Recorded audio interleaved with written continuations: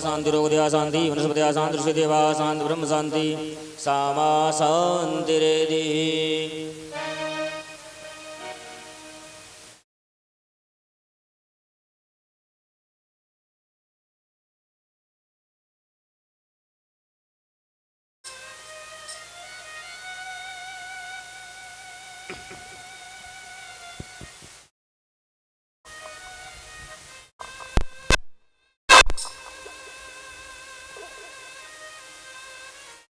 श्री राधे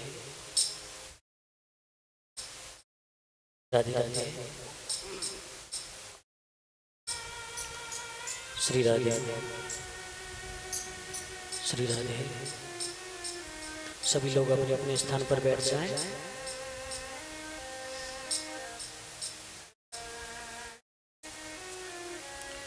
श्री राधे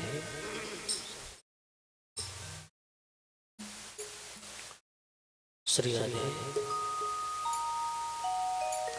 श्री राधे श्री राधे।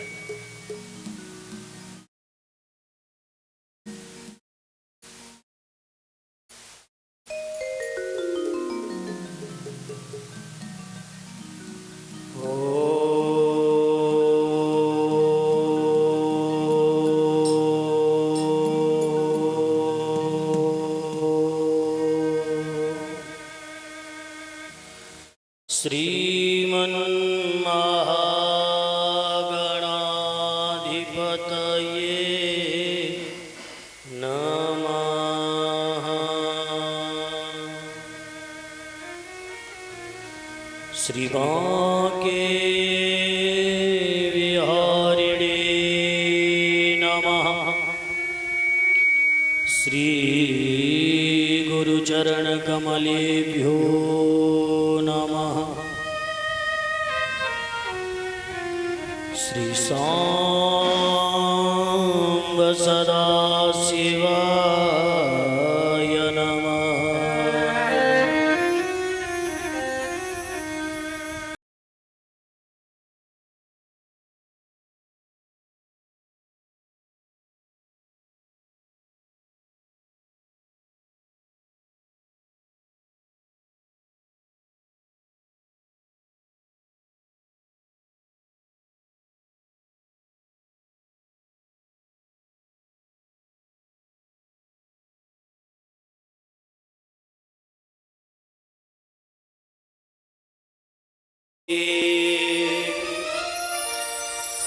श्रिये गोपी जनवल्लभो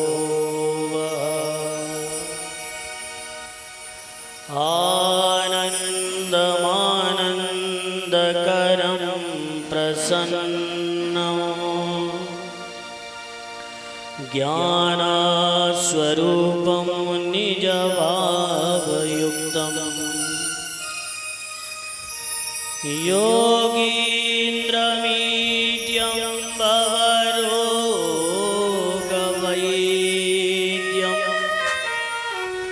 श्रीमद्गुरुं नित्यमहं स्मरामि। या देवी सर्वभूतेषु शक्तिरूपेण संस्थिता नमस्तस्यै नमस्तस्यै नमस्तस्यै नमो नमः। आधारे लिङ्गनाभौ च प्रकटतहृदये तालुमूले ललाटे द्वैपत्रे षोडशारे द्वितशतसदले द्वादशार्धे चतुष्के बालान्ते बालमध्ये टपकटसहिते कंठदेशेश्वराणाम्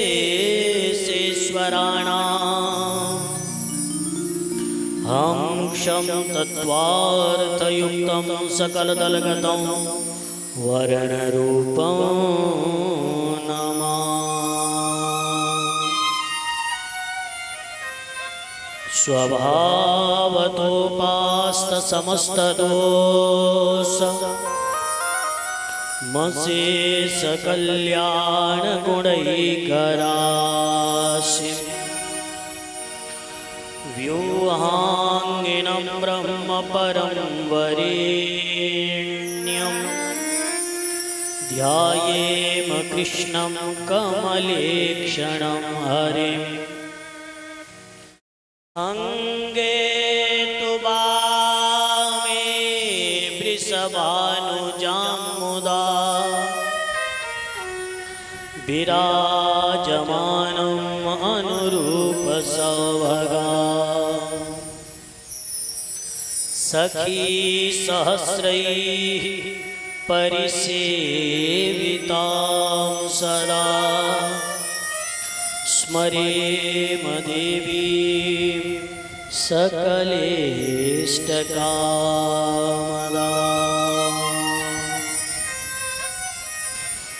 अंजनीनंदन पवनसुत महावीर हनुमान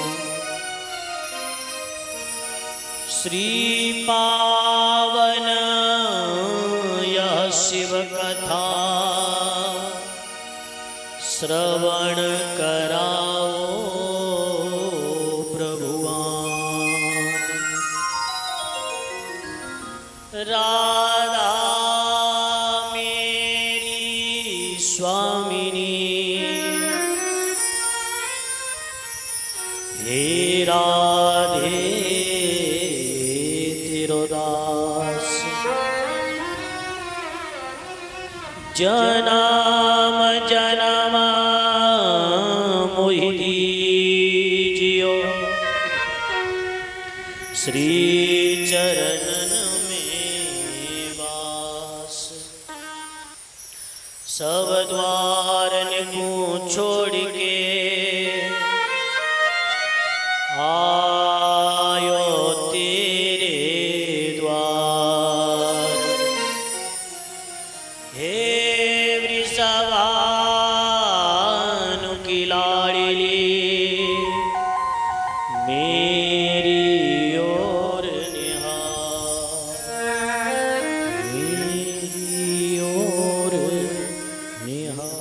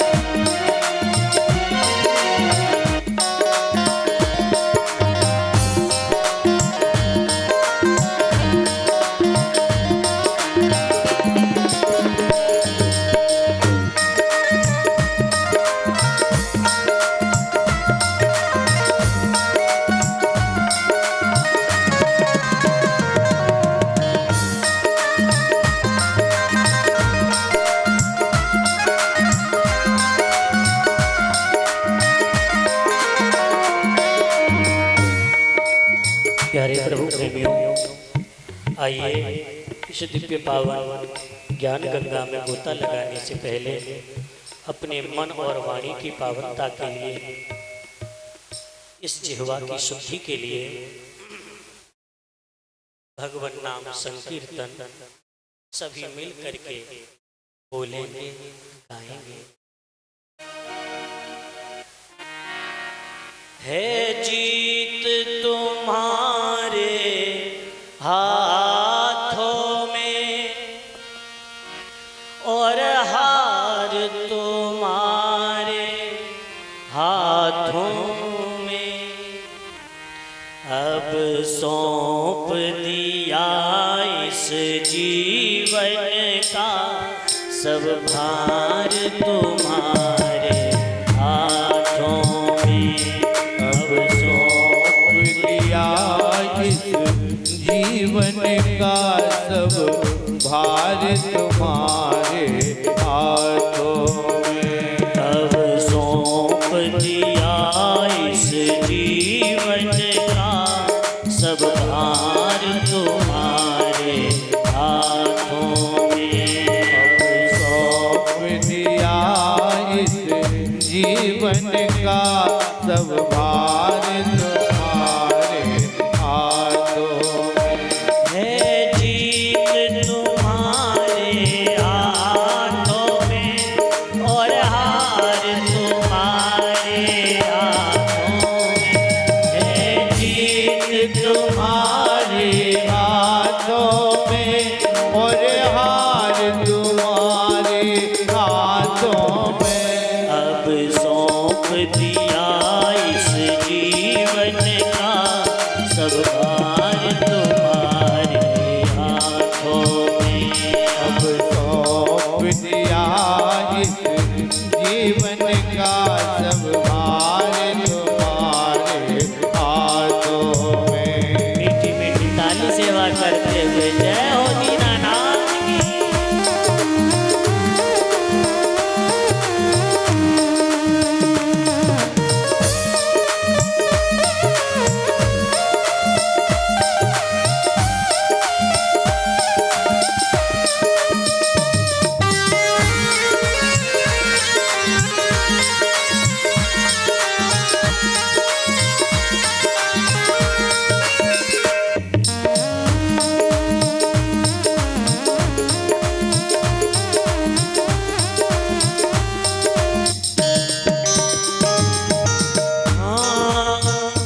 मेरा निश्चय एक यही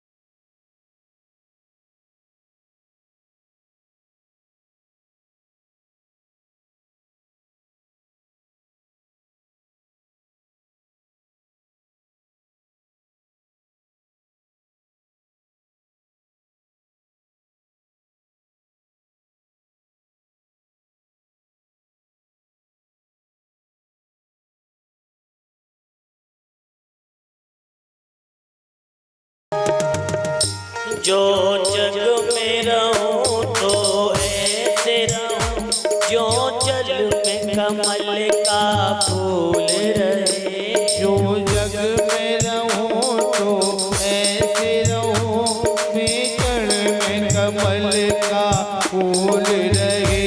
जो जग में रहूं तो ऐसे रहूं जो जल में कमल का फूल रहे। जो जग में रहूं तो ऐसे रहूं जैसे जल में कमल का फूल रहे। मेरे सब गुण दोष समर्पित हों करतार तुम्हारे हाथों में। अब सौंप दिया इस जीवन का सब भार तुम्हारे हाथों में। है जीत तुम्हारे हाथों में और हार तुम्हारे हाथों में। है जीत तुम्हारे हाथों में और हार तुम्हारे हाथों में। अब सौंप दिया इस जीवन का सब भार तुम्हारे हाथों में। अब सौंप दिया इस जीवन का सब भार तुम्हारे हाथों में। जय हो भोलेनाथ की।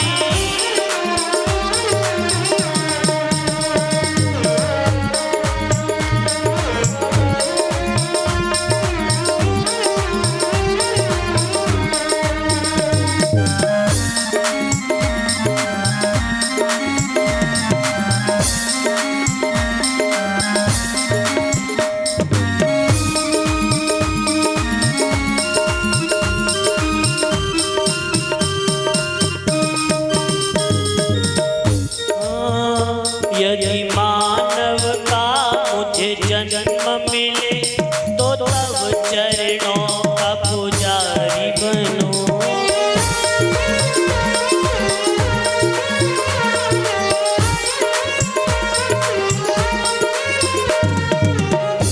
यदि मानव का मुझे जन्म मिले तो तब चरणों का पुजारी बनूं। मानव का मुझे जन्म मिले तो चरणों का पुजारी बनूं।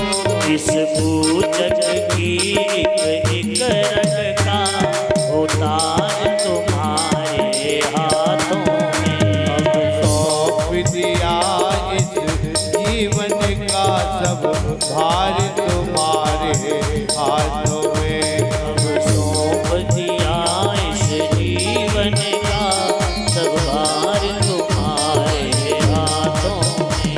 अब सौंप दिया इस जीवन का सब भार तुम्हारे हाथों में। है जीत तुम्हारे हाथों में और हार तुम्हारे हाथों में। जीत तुम्हारे हाथों में है, हार तुम्हारे हाथों में। अब सौंप दिया इस जीवन का सब भार तुम्हारे हाथों में। अब सौंप दिया इस जीवन का सब भार तुम्हारे हाथों में। सब भार तुम्हारे हाथों में। सब भार तुम्हारे हाथों में। सब भार तुम्हारे हाथों में। बोलिए वृंदावन बिहारी लाल की जय हो। करुणामयी सरकार की जय श्री राधा सर्वेश्वर भगवान की जय हो। श्री सद्गुरुदेव भगवान की जय हो। श्री हनुमान जी महाराज की जय हो। श्री सांब सदा शिव भगवान की जय हो। हर हर हर महादेव।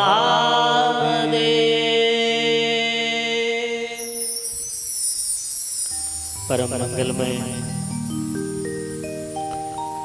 भगवान सांब सदाशिव प्रभु की प्रतिमूर्ति हमारे मानव जीवन को धन्य बनाने वाली, सही मायने में हमें इंसान बनाने वाली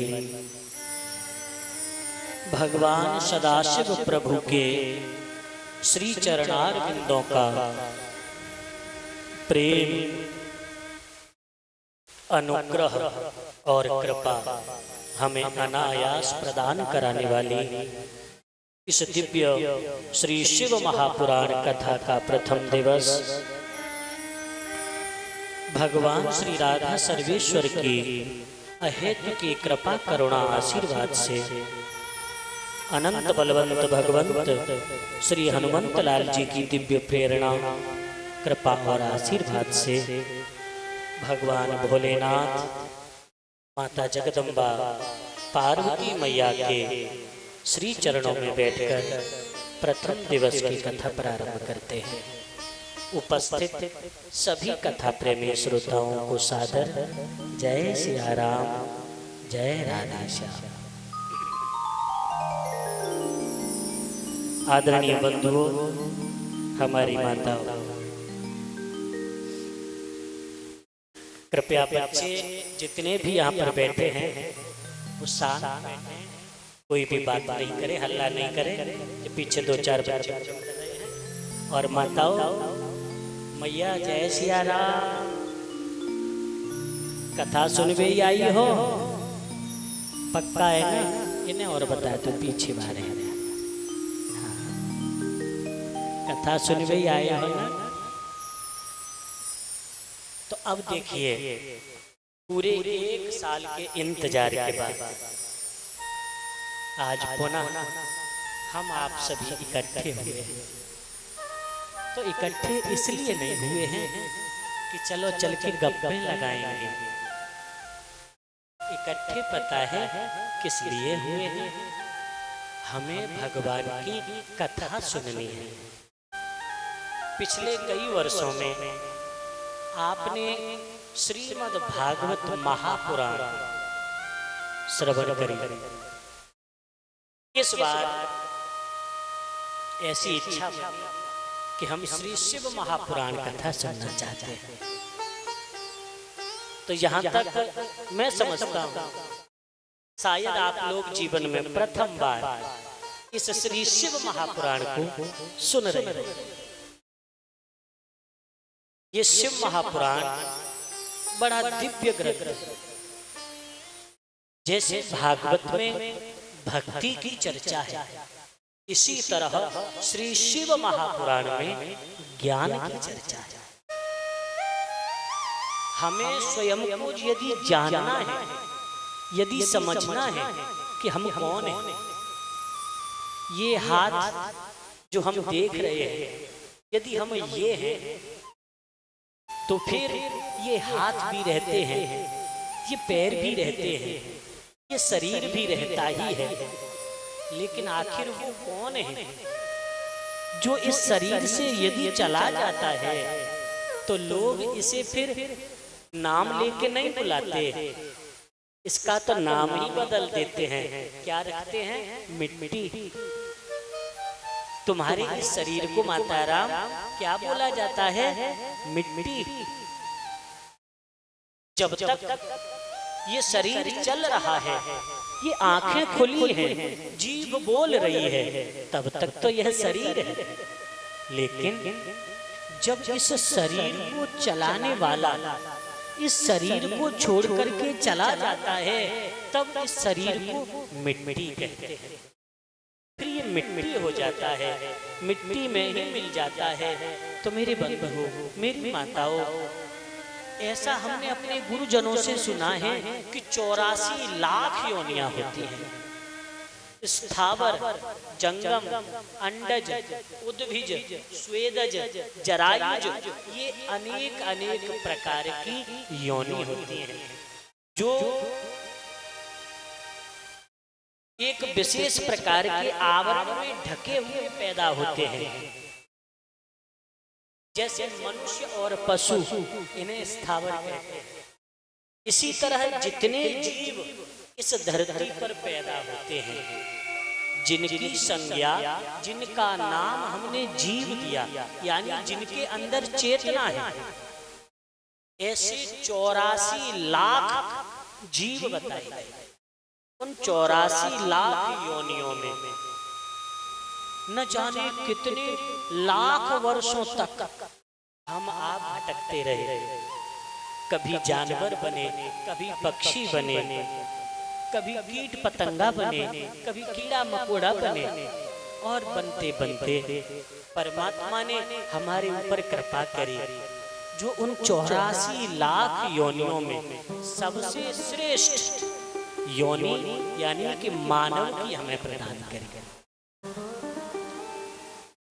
जन्म जन्म मुनि जतन कराहि, जन्म जन्म मुनि यतन कराहि, जन्म जन्म मुनि जतन कराहि, जन्म जन्म मुनि यतन कराहि, अंतराम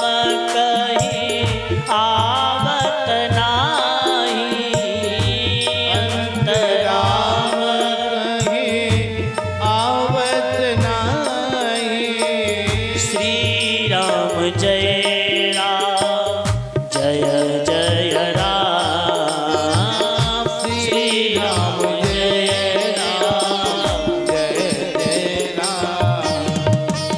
जन्म जन्म मुनि जतन कराही, जन्म जन्म हमने ये यत्न किया, ये प्रयास किया कि हमें अंतिम समय में भगवान की याद आ जाए, अंतिम क्षणों में प्रभु का नाम हमारी जीभ पर आ जाए। लेकिन ऐसा होता नहीं, क्योंकि जैसी जैसी उम्र बढ़ती है, जैसा जैसा समय बढ़ता जाता है, ये शरीर तो कमजोर होता जाता है, लेकिन इस शरीर के अंदर बैठी तृष्णा, चाह उतनी बलवान होती चली जाती है, उतनी ही मजबूत होती चली जाती है। जैसा जैसा बुढ़ापा आता है, वैसा मन में तृष्णा बढ़ती है। मैं कितना कमाऊं, कितना कमाऊं, इतना कमा जाऊं कि मेरी 10-20 पीढ़ी कुछ न करे तो भी घर बैठे ही वो खाती रहे। अरे भैया, जब परमात्मा ने पेट दिया है तो उस पेट के पालन करने की सामर्थ्य भी तुम्हें अवश्य दी है। कोई पशु देखना, तुम पशु के सामने अन्न डाल देना, वो जितना खाएगा उतना ही खाएगा। एक बार एक व्यक्ति जा रहा था किसी ट्रैक्टर, उसमें से एक बोरी गेहूं की गिर गई। अब गिर गई, बेचारा जो मालिक था वो तो चला गया। तब तक एक गाय आई, वो उसमें से खाने लगी। एक बकरी आई, वो भी खाने लगी। जो आए खाए, पेट भर जाए और चला जाए। तब तक एक आदमी आया, उसने देखा ओहो गेहूं की बोरी पड़ी है, सो उसने पूरी बोरी उठाई और उठा के साइकिल पे रख ली और लेके गया। यानी कि जितनी योनियां इस दुनिया में हैं, वो केवल उतना ही इकट्ठा करती हैं कि अपना पेट भर जाए। कोई भी जानवर सुबह के लिए इकट्ठा नहीं करता, लेकिन तुम इंसान बने बैठे हो, खुद को तुम सबसे श्रेष्ठ समझते हो, लेकिन कर्म अपने देखो कि हम पशुओं से भी गए बीते कर्म आज करने लगे। आज हम आज के लिए नहीं जीते भैया, कम से कम इतना कमा लो कि किसी को भी कमाने की जरूरत ही ना पड़े। हमारे बड़े बुजुर्ग 2 जोड़ी कपड़े में पूरा जीवन गुजार दिया करते थे। बारात में, विवाह में भी मांग के कपड़े पहन जाते और कितना मस्त जीवन जीते थे। हल चलाते जाते थे और बढ़िया बढ़िया गीत गाते थे। आजकल तुम 50 लाख की गाड़ी में भी घूम रहे हो ना, तो भी मुंह से गीत नहीं निकलते। क्यों? क्योंकि मन में खुशी है ही नहीं। मन में तो चिंताएं भरी पड़ी है, मन में तो दुख भरा पड़ा है, मन में तो दुनियादारी भरी पड़ी है। सुकून हो मन में तब तो कभी गाना निकले, जब चैन मिले जीवन में तब तो कुछ अच्छा लगे। तो मेरे बंधुओं, मेरी माताओं, जरा विचार करो। तब तो हम कच्चे मकान में रहते थे, फिर भी मस्त रहते थे। अब तो हमने कोठियां बना ली। हम बहुत कम पैसा कमाते थे, लेकिन फिर भी बड़े आनंद का जीवन जीते थे। एक बड़ा बुजुर्ग व्यक्ति भी आज भी अपने 3200 दांत मुंह में लिए बैठा होगा। ऐसे बहुत से बुजुर्ग तुम्हें मिल जाएंगे जो आज भी चश्मा नहीं लगाते होंगे, और ऐसे भी तुम्हें बुजुर्ग मिल जाएंगे कि जिन्हें कोई बीमारी होती नहीं, होती भी है तो ऐसे ही लोट पीट के खड़े हो जाते हैं।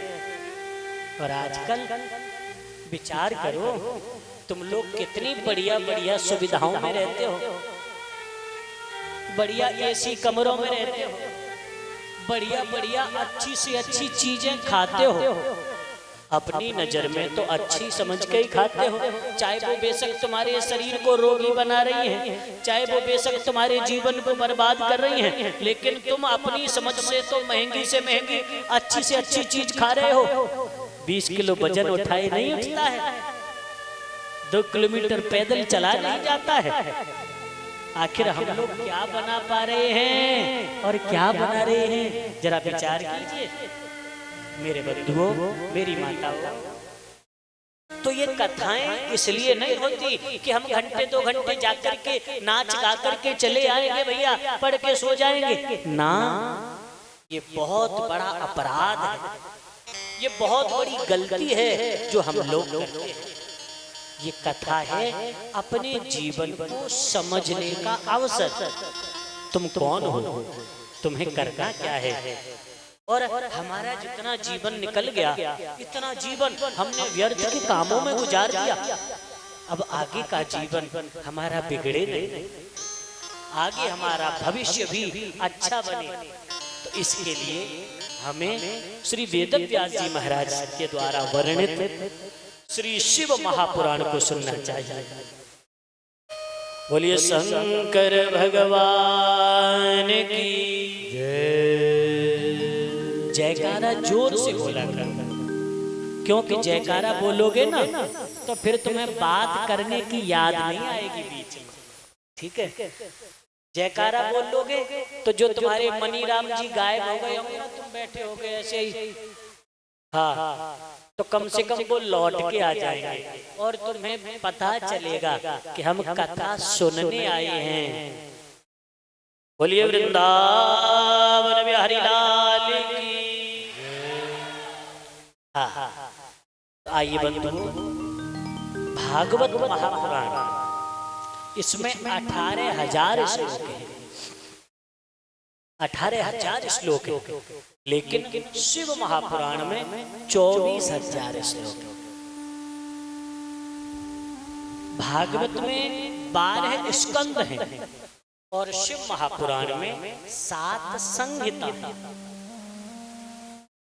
तो आज हम आपको पहली संहिता सुनाएंगे, जिसे कहते हैं विद्येश्वर संहिता।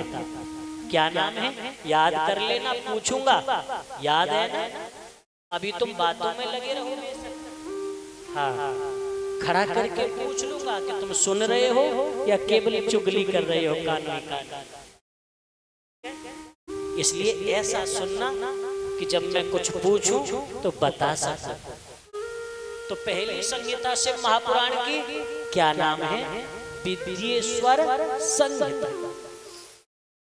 कितनी संहिताएं हैं शिव पुराण में? 7। वेदव्यास जी इसके मुख्य रचनाकार हैं। इस श्री शिव महापुराण की जो सर्वप्रथम रचना है ना, वो स्वयं भगवान शिव ने की है। भगवान शिव ने शिव महापुराण की रचना की, जिसमें 1,00,000 श्लोक थे। सभी पुराणों को व्यास जी ने बढ़ाया है, सबका विस्तार किया है, लेकिन शिव महापुराण को संक्षिप्त किया है, इसको छोटा किया है। इसके 1,00,000 श्लोक थे, जिन्हें 24,000 श्लोकों में व्यास जी ने बनाया है। आदरणीय बंधुओं, सबसे पहले श्री वेदव्यास, यह श्री शिव महापुराण की कथा सर्वप्रथम भगवान भोलेनाथ ने सुनाई किसे? नंदीश्वर को, अपने परम भक्त नंदी बाबा को सुनाई। और नंदी बाबा ने ये सनकादिक ऋषियों को सुनाई। सनकादिक ऋषियों ने ये श्री वेदव्यास जी महाराज को सुनाई, और श्री वेदव्यास जी महाराज ने इसकी फिर रचना करी है। आदरणीय बंधुओं, यही दिव्य महापुराण आइए आज हम आपको सुनाएंगे। इस शिव महापुराण की ऐसी महिमा है बंधुओं, आप सुनोगे तो समझ पाओगे कि वास्तव में जो जीवन हमने बिना शिव कथा सुने गवा दिया, वो जीवन हमने व्यर्थ में बर्बाद कर दिया, व्यर्थ में हमने बिगाड़ लिया। आइए इस शिव कथा को सुनने से पहले हम आपको इसकी महिमा सुनाएंगे। शिव महापुराण की कथा कैसे सुनी जाती है, इसका जीवन में प्रभाव क्या होता है, किसने सुनी, किसने सुनाई, आदि सभी बातों को हम आज आपको श्रवण कराएंगे। सभी लोग बड़े ध्यान से, प्रेम से श्रवण करेंगे। ओम श्री सांब सदाशिवाय नमः। श्री गणेशाय नमः। श्री गुरुचरण कमलेभ्यो नमः। हे सूत महाप्राज्ञ सर्वसिद्धांत विप्रभो आख्याहि में कथा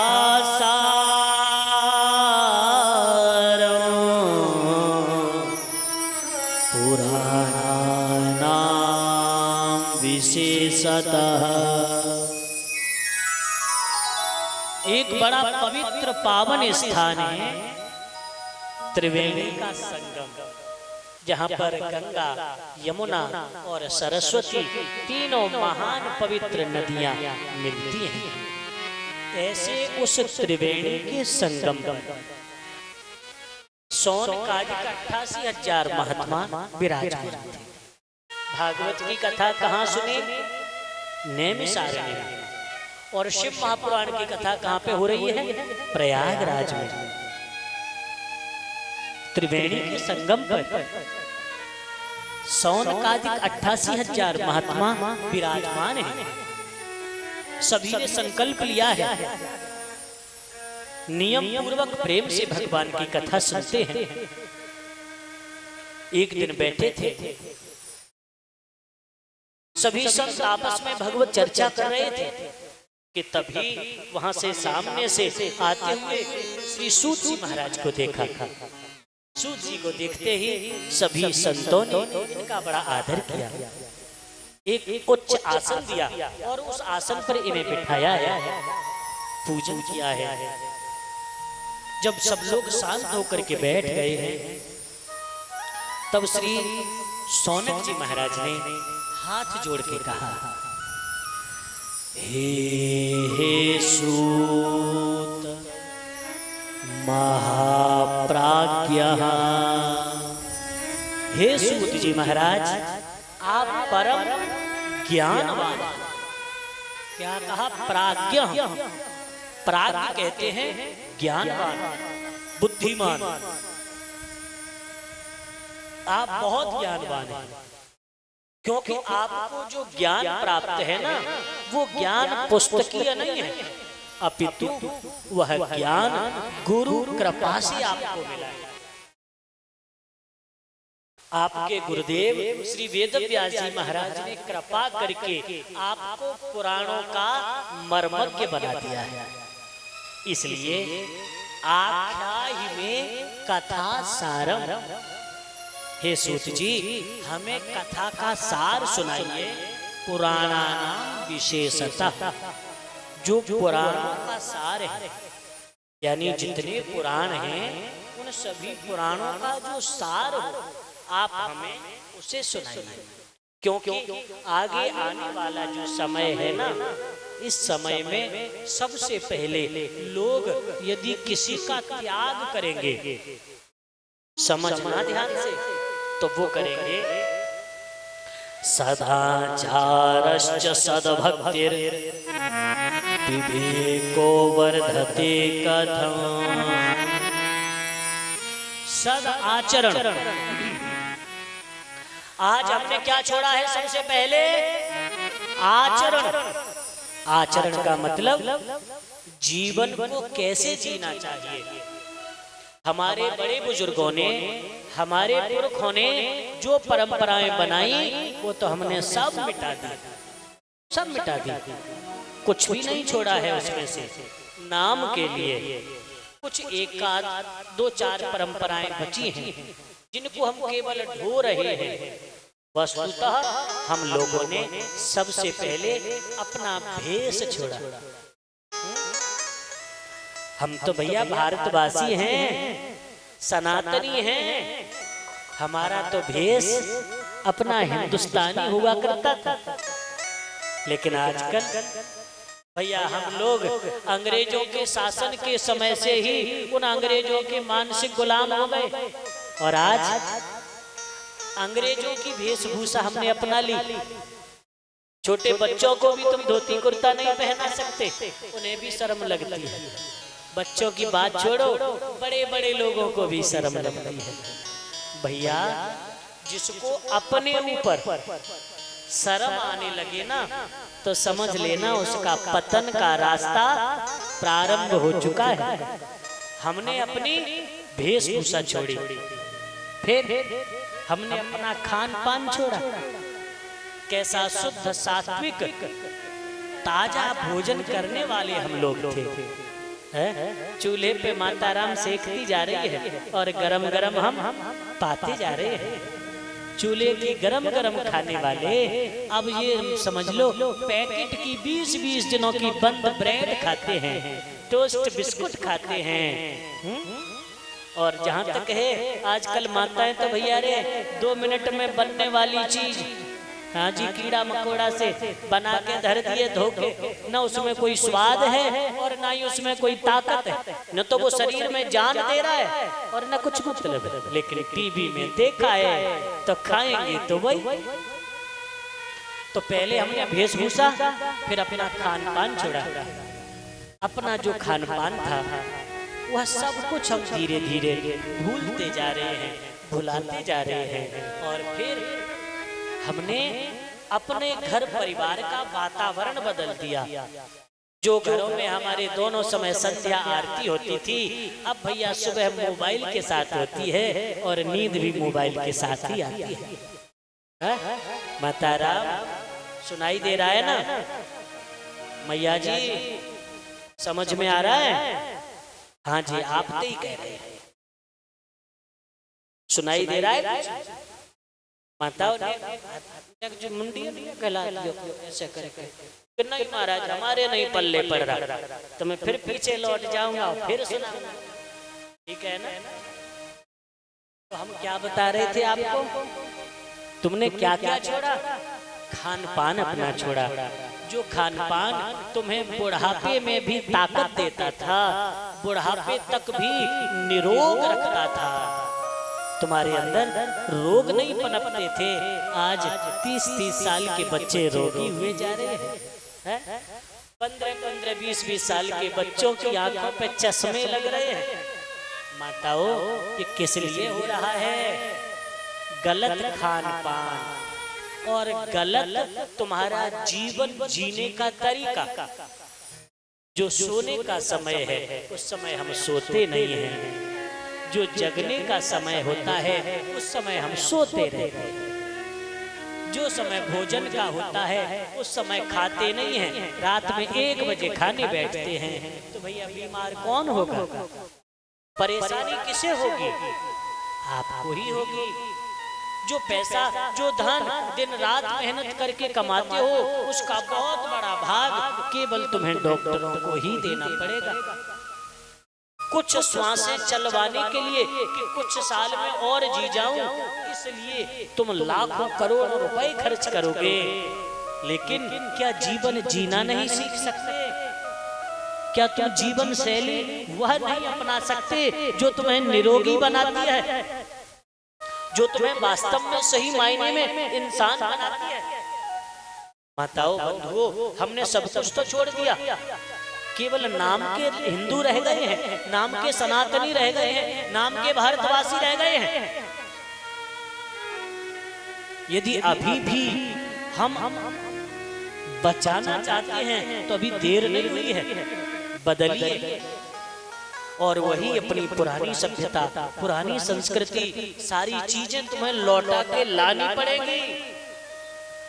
यदि नहीं लाओगे ना तो आज देख रहे हो ना प्रकृति ने क्या तांडव मचा रखा है।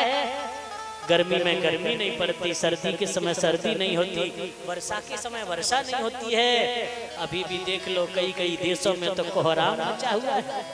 जिन देशों में रेगिस्तान था वहां पर बाढ़ आ रही है। खबर तो सुनते होगे, समाचार तो सुनते होगे।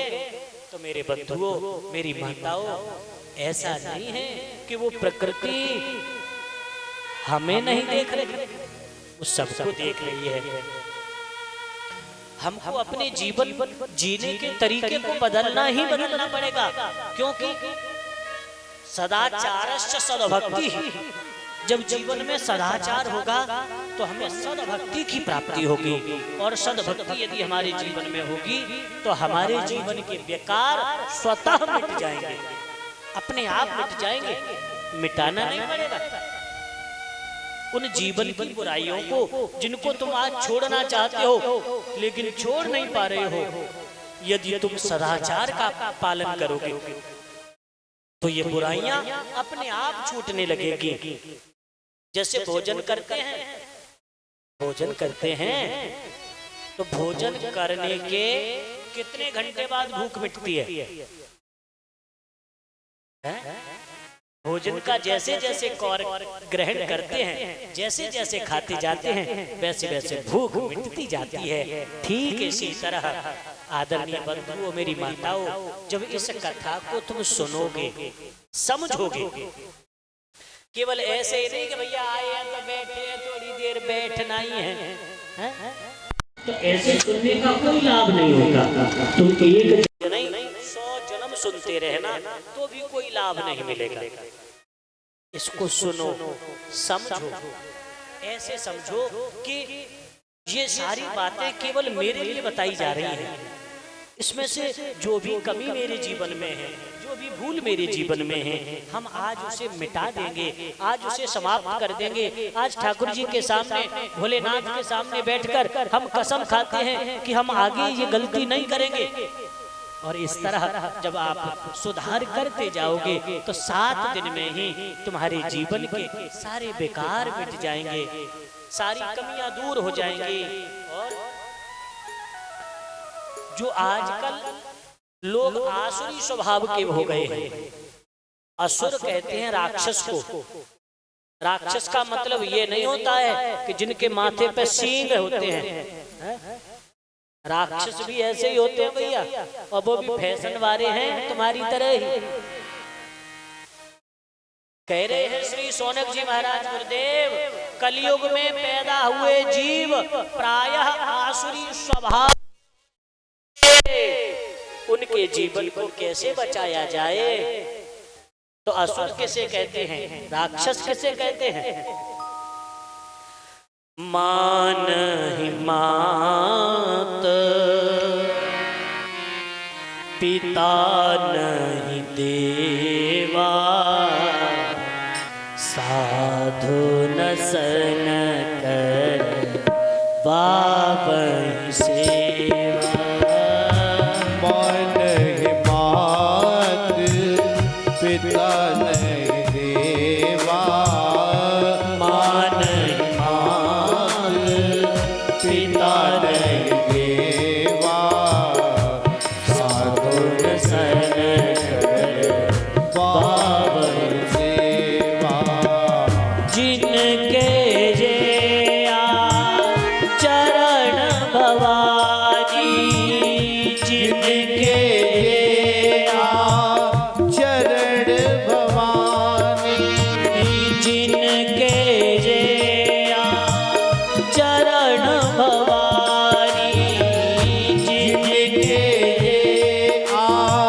चरण भवानी, ते जान होने से जर सम प्राणी, रे जानो निस जर सब प्राणी। बोलो श्री राम जय राम, जय जय राम, श्री राम जय राम, जय जय राम।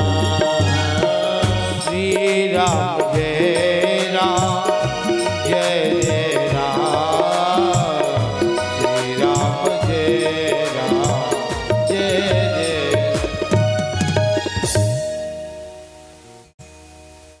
तो निशाचर किसे कहते हैं? बोलो जय सिया राम। हाँ जी, जय सिया राम। निशाचर उन्हें कहते हैं जो अपने माता पिता की बात नहीं मानते, जो बड़ों का सम्मान नहीं करते, जो गुरुजनों का आदर नहीं करते। जरा 2 अक्षर क्या पढ़ लिए, 2 पैसे क्या कमा लिए, सबका अपमान करते हैं। ऐसे लोग चाहे वो कैसे भी बढ़िया मॉडर्न दिखते हो, लेकिन वो होते कौन है? निशाचर। बंधुओं, कह रहे हैं श्री सौनक जी महाराज गुरुदेव, कलयुग में पैदा हुए लोगों का कल्याण कैसे हो, इनके जीवन का पथ प्रदर्शक कौन बनेगा? गुरुदेव कृपा करके कोई उपाय बताइए जिससे ये न तत्साधनेना शुद्ध्यात्मा विशेषतः शिव प्राप्तिर्भवेत्तात सदा निर्मल चेतसः। ऐसा साधन बताओ गुरुदेव जिस साधन को करने से हमें भगवान शिव की प्राप्ति हो जाए, भगवान भोलेनाथ मिल जाए और सदा निर्मल चेतसा, हमारा जो मन है ना वो निर्मल बन जाए, उस मन में सांसारिक समस्त कामनाएं शांत हो जाएं और भगवान भोलेनाथ को पाने की लगन लग जाए। ऐसा कोई साधन आप हमें बताइए। बंधुओं, तब श्री सूत जी महाराज कहते हैं, सौनक जी तुम धन्य हो, क्योंकि तुमने कोई भी बात अपने मतलब के लिए नहीं पूछी। तुमने ये नहीं पूछा कि मेरा व्यापार बढ़िया चलेगा कि नहीं चलेगा, तुमने ये नहीं पूछा कि हमारी फैक्ट्री कब तक बन जाएगी। तुमने जो पूछा है वो समाज के कल्याण के लिए पूछा है, सबके हित के लिए पूछा है। इसलिए धन्यस्त्वं मुनिशार्दूल श्रवण प्रीतिलालसः।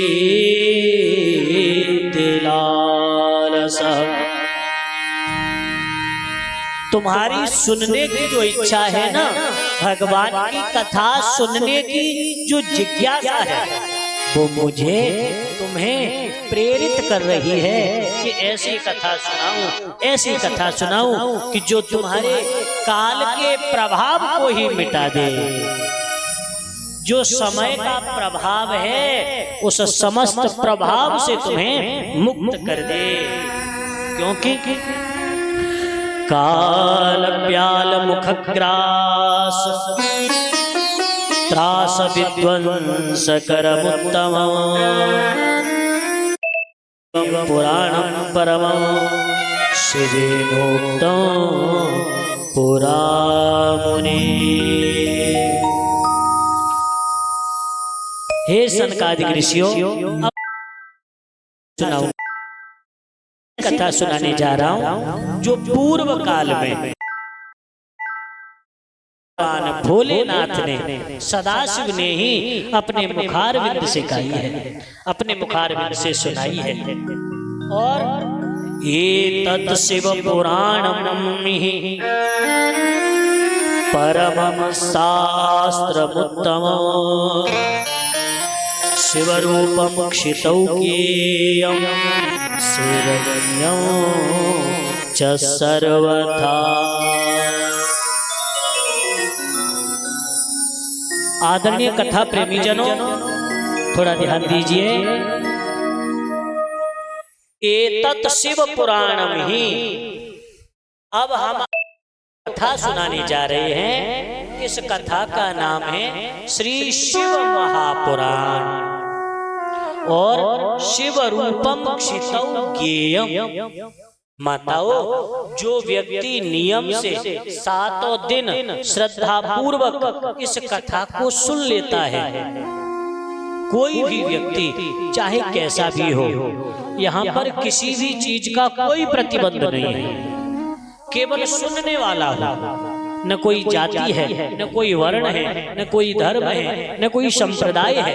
प्राणी मात्र के कल्याण के लिए श्री वेद व्यास जी की यह दिव्य रचना श्री शिव महापुराण कहते हैं कि जो भी व्यक्ति इस कथा को सुन लेता है, माताओं कुछ करना नहीं है, केवल सुनना है।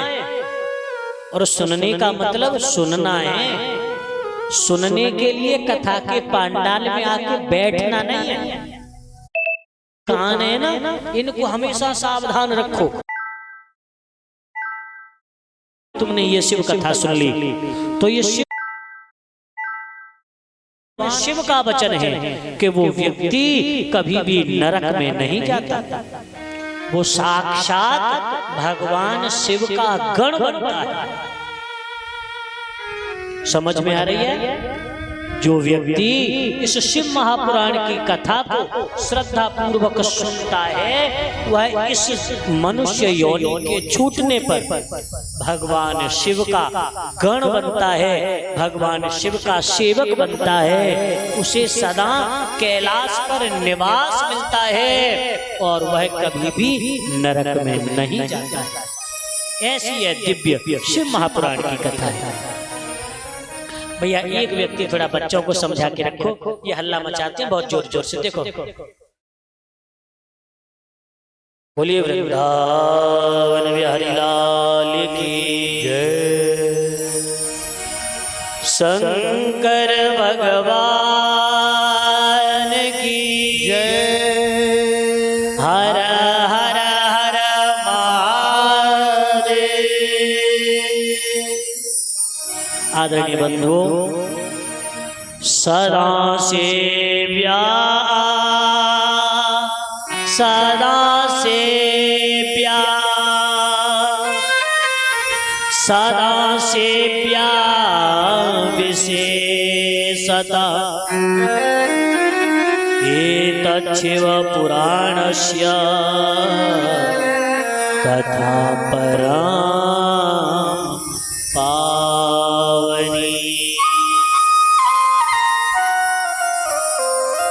तुम्हें जब भी मौका मिले, जब भी ऐसा अवसर आए कि मुझे शिव महापुराण की कथा सुनने को मिल रही है, तो चूकना मत, कोई भी बहाना मत बनाना कि मुझे तो आज शादी में जाना है, मुझे तो आज बाजार जाना है, मुझे तो ये काम करना है।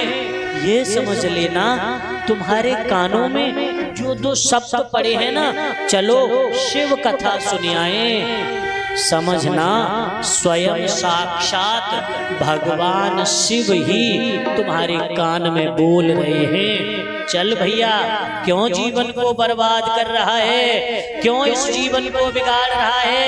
चल करके इस पावन कथा का पान कर ले।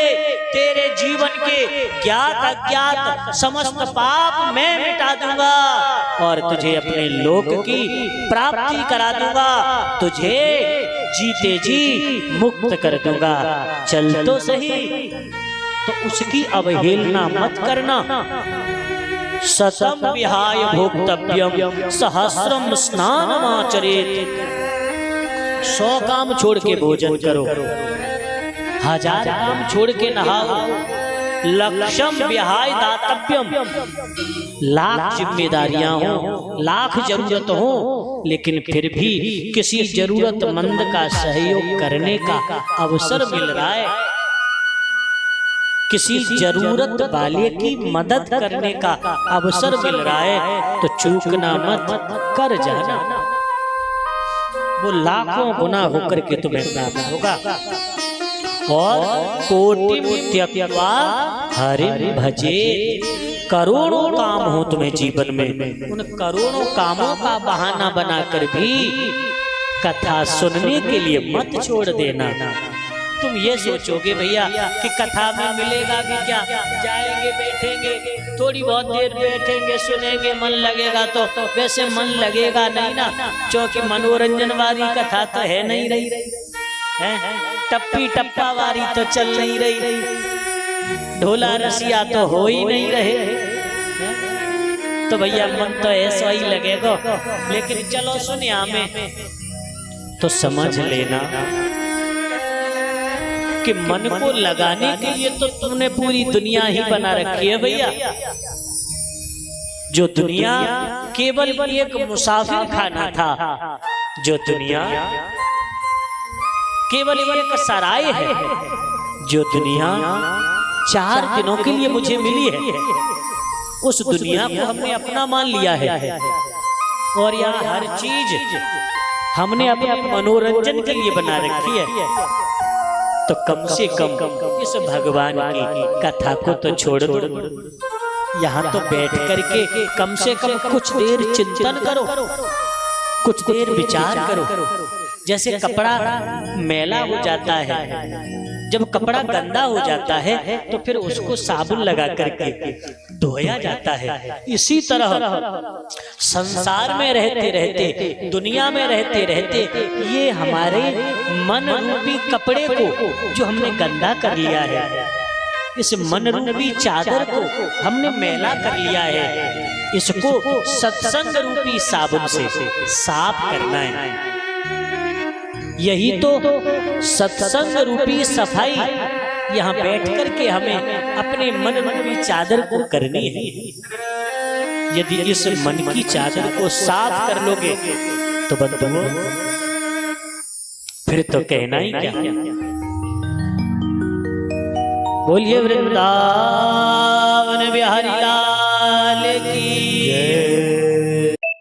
क्योंकि यह जो शरीर है ना, ये जो चदरिया है, ये हमेशा के लिए नहीं रहने वाली, कुछ समय के लिए मिली है और कुछ समय बाद हमें चले जाना है। कुछ पल की जिंदगानी, एक रोज सबको जाना है।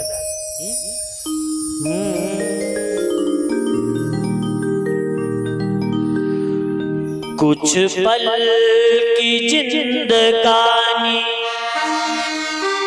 कुछ पल की जिंदगानी, एक रोज सबको जाना, बरसों की तो क्यों सोचे, पल का नहीं ठिकाना। कुछ पल की जिंदगानी, एक रोज सबको जाना, बरसों की तो क्या सोचे, पल का नहीं ठिकाना। बरसों की तो क्या सोचे, पल का नहीं ठिकाना। कुछ पल की जिंदगानी,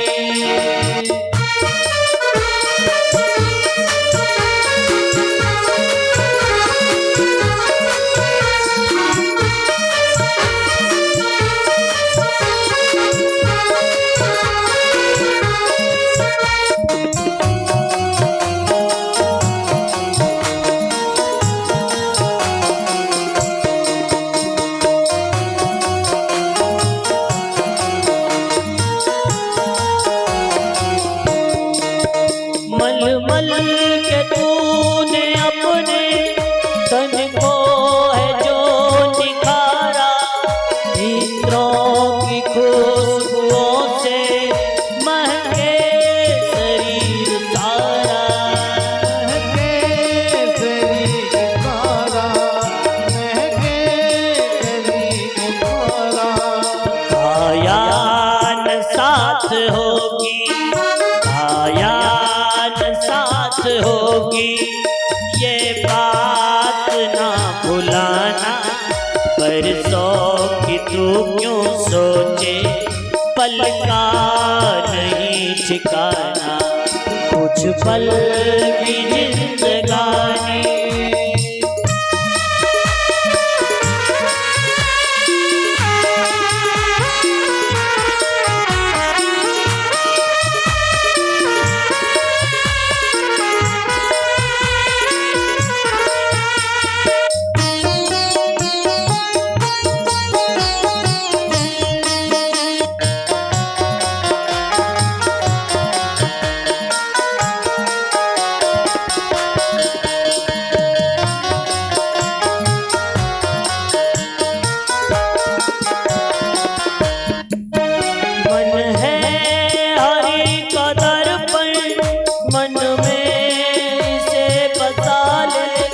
करके करम तू अच्छा, कुछ पुण्य धन कमा ले।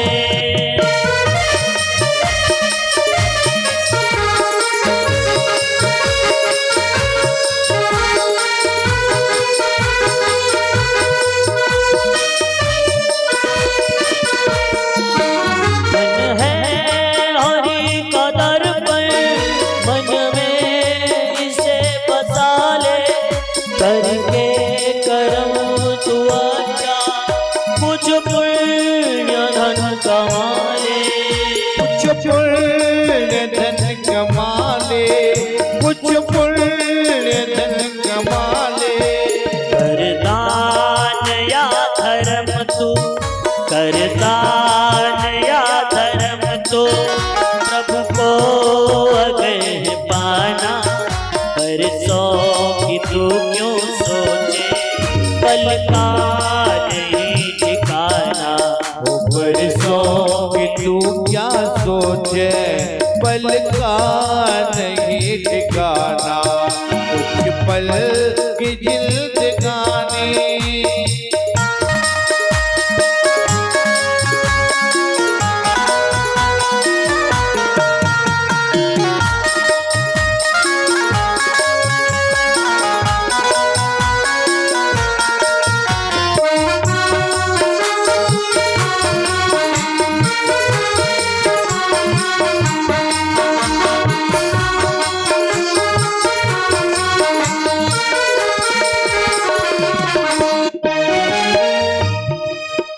आएगी वो घड़ी जब कोई न साथ होगा।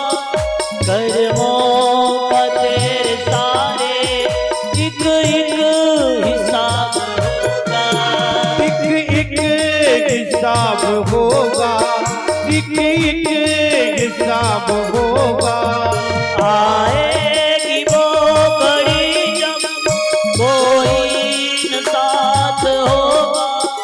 कर्मों का तेरे सारे एक एक हिसाब होगा। एक एक हिसाब होगा, एक एक हिसाब होगा। ये सोच ले अभी तो, ये सोच ले अभी तो, फिर बात ये न आना।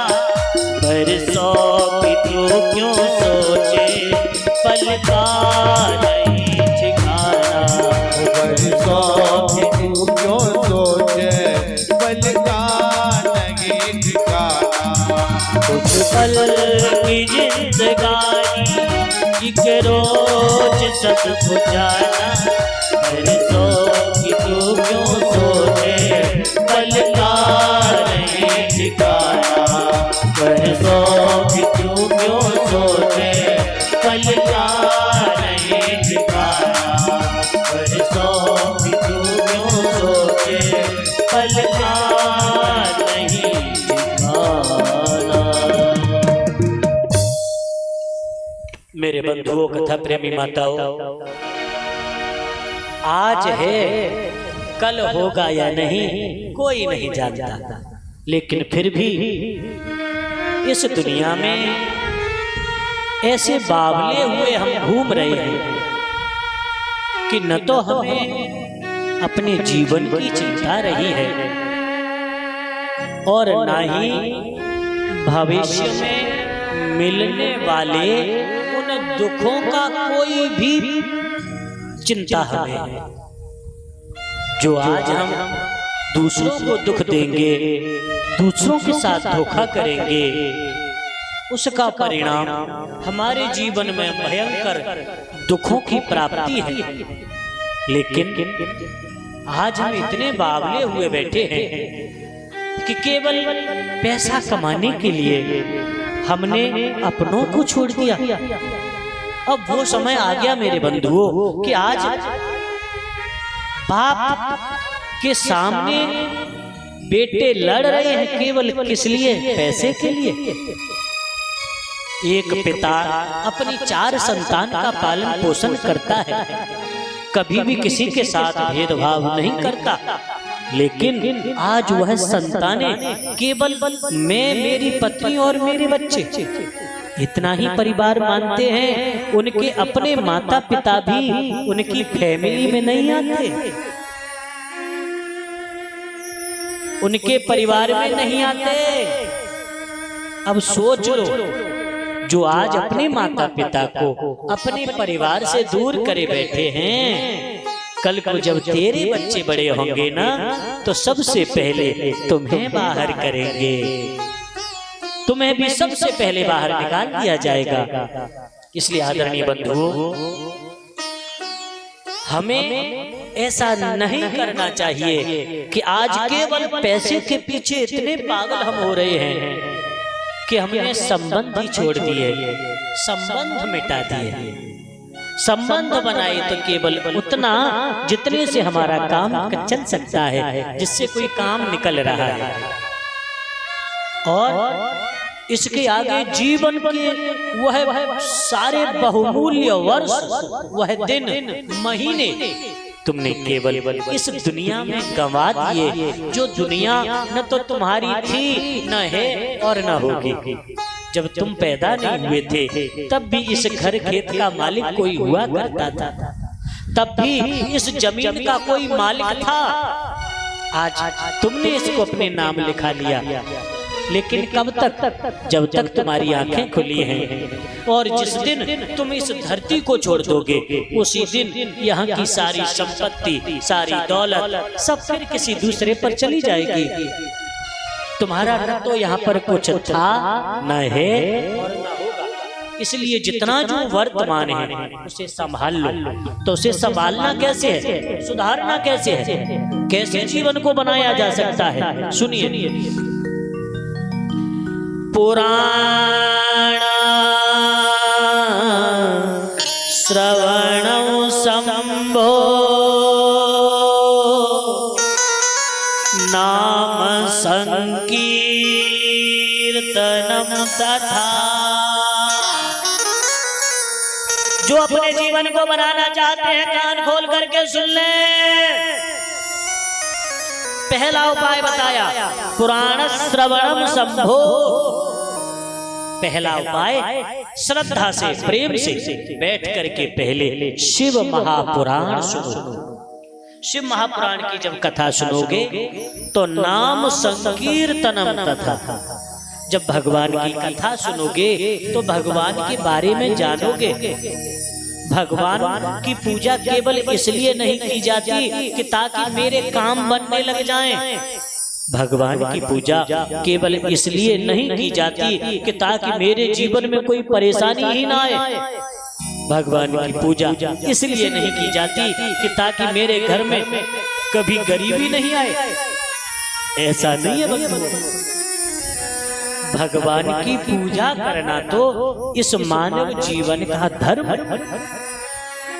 परम धर्म तो यही है। बाकी और तुम दुनियादारी में चाहे जैसे लगा लो। तो पहला उपाय पुराण श्रवणम संभो। भगवान शिव के इस दिव्य पुराण की कथा सुनो और फिर नाम संकीर्तनम तथा। भगवान शिव का 2 अक्षर का नाम, 2 ही तो अक्षर है, शिव। जो व्यक्ति अपने जीवन में इस 2 नाम के 2 अक्षर के नाम को अपना आधार बना लेता है, उसके जीवन में कोई भटकाव नहीं रह जाता। केवल शिव शिव शिव। जो भगवान शिव का नाम सदा पुकारता है, कल्पद्रुम फलम सम्यक। माताओं, कथा प्रेमी सज्जनों, ध्यान से समझो। ये जो कथा सुन रहे हो ना, ये कल्पद्रुम है, माने कल्प वृक्ष। कल्प वृक्ष के पास जब कभी जाना हो तो वहां जो आप कामना करोगे वो तुरंत पूरी हो जाती है। इसी तरह ये जो शिव महापुराण की कथा है, ये भी तुम्हारे लिए कल्प वृक्ष है। यदि तुम कोई सांसारिक कामना से भी कथा सुनते हो तो पहले दिन से ही कथा में आओ, आकर के संकल्प करो और पूरे 7 दिन नियम से कथा सुनो। और फिर इसके बाद जो पारायण की विधि है उस प्रकार इस कथा का समापन करें, पूर्णाहुति करें।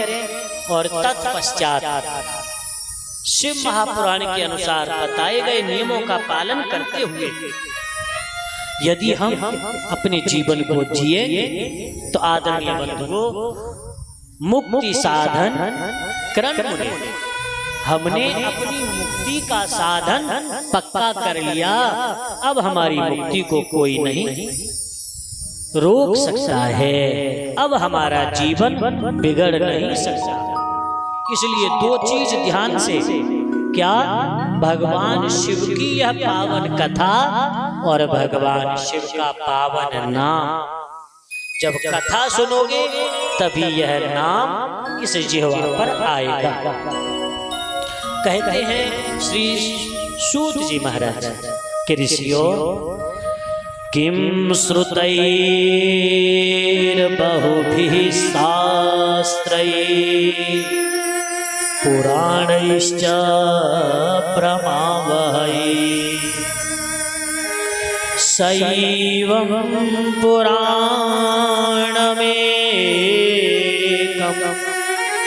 मुक्तिदानेन गर्जति। तुम्हें दुनिया में कहीं भटकने की जरूरत नहीं है, कहीं भी जाने की जरूरत नहीं है, केवल एक आधार बना लीजिए, केवल एक आधार, और वो है शिव कथा। दुनिया में सभी हैं देव, और भोलेनाथ को क्या कहते हैं? महादेव।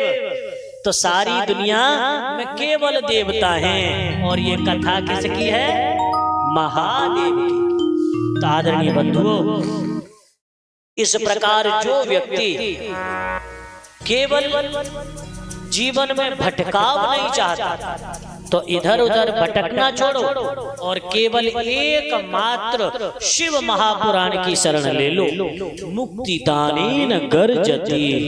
यह शिव महापुराण मुक्ति दान की गर्जना करती है, गर्जना करती है। वंदे शिव पुराण में सर्वदा प्रसन्नधि शिवं प्रसन्नतां यायात् दद्यात् स्वपदयोरधि।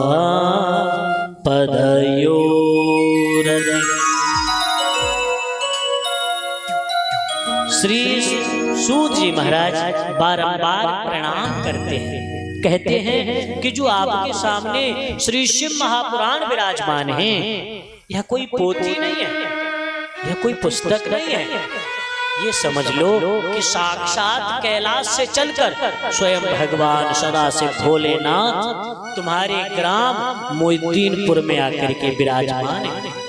आज इस व्यासपीठ पर आप जो शिव महापुराण का दर्शन कर रहे हैं, यह भगवान शिव का साक्षात स्वरूप है, भगवान शिव का ही रूप है। आदरणीय बंधुओं, जो व्यक्ति श्रद्धा पूर्वक केवल शिव महापुराण का आश्रय लेकर के जीवन जीते हैं, उनके जीवन के समस्त पापों को भोलेनाथ समाप्त करके मिटा करके अपने चरणों के योग्य उस साधक को बना लेते हैं। सौनक जी ने पूछा, गुरुदेव के विशुद्ध्यन्ति अनया कथया पापिनः कलौ। कौन कौन इस शिव महापुराण की कथा सुन के कल्याण को प्राप्त होते हैं? कैसे कैसे लोगों का कल्याण हो जाता है, हम ये सुनना चाहते हैं, जानना चाहते हैं। तो कहा कि पुराणस्य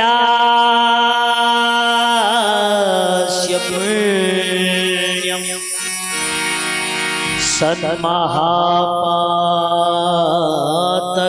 सन्महापातकनाशनम्। जो व्यक्ति इस श्री शिव महापुराण की शरण ग्रहण कर लेता है, ध्यान से समझिए। देखो, जीवन जीने का एक तरीका होता है। हम आज जो जीवन जीते हैं अपने मनमाने तरीके से जीते हैं, अथवा किसी को जो काम करते देख लिया वैसे ही हम करने लग गए। बेशक पता नहीं है, बेशक जानकारी नहीं है, लेकिन पड़ोसी करता है तो हम भी करें। तो या तो हम इसलिए करते हैं, अथवा केवल सुन लिया, देख लिया, बिना किसी जानकारी के। और जिस कार्य में हम लोग प्रवृत्त होते हैं उस कार्य का हमें पूरा फल प्राप्त नहीं होता है। तो आदरणीय बंधुओं, जो श्री शिव महापुराण है इसके अनुसार जो लोग जीवन जीते हैं तो शिव महापुराण की सन्निधि पाते ही, भगवान शिव की शरण में आते ही महापातक जितने भी जीवन के हैं सब मिट जाते हैं और भोलेनाथ हमारी अपनी उंगली पकड़ करके हमें चलाते ले जाते हैं और अपने धाम तक, अपने चरणों तक पहुंचा जाते हैं। कौन कौन और कैसे कैसे लोग भी इस कथा को सुनने से तर जाते हैं वो बताया, और एक बड़ी प्राचीन कथा सुनाई। आसी किरात नगरे ब्राह्मणो ज्ञान दुर्वलः दरिद्रो रस विक्रेता वेद धर्मा परामुखः। आदरणीय बंधुओं, अब एक बड़ा दिव्य इतिहास आपको सुनाया जा रहा है। एक नगर था जिसमें किरात लोग निवास करते थे। समझ पा रहे हो ना? जिन्हें किरात कहा जाता था। एक हमारे यहाँ जाति हुआ करती थी, जंगल में रहने वाले लोग, जंगली वस्तुओं का सेवन करने वाले।